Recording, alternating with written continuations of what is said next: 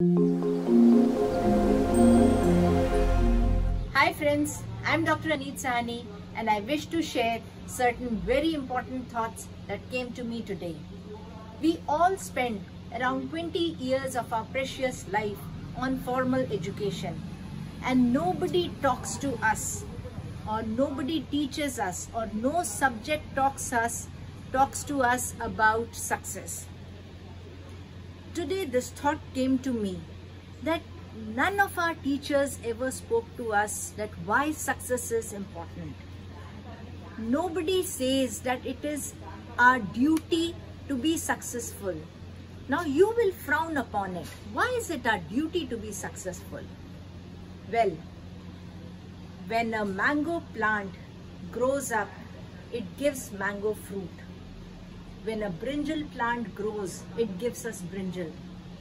When potatoes are sown, they give us potatoes. So, when we are sent to this earth, all of us are assigned a purpose. And we all need to deliver this to the universe, to this nature, to our family, to our own selves.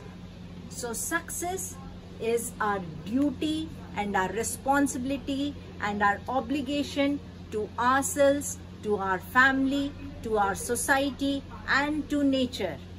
So we need to be very particular on this and not have a lax attitude towards success. We just cannot say that let us live life as it comes by. Let us just be satisfied on howsoever we are living. Why? When we are sent with a purpose, it is our duty to understand the purpose of our life and fulfill it. Now, when I talk about success, it doesn't mean only monetary success. It means success in our family life, success in our marriage, success in relationships, success in future, success in every sphere of our life. And we need to make sure that whatever we do, we need to be successful in that. Now, how do we get success?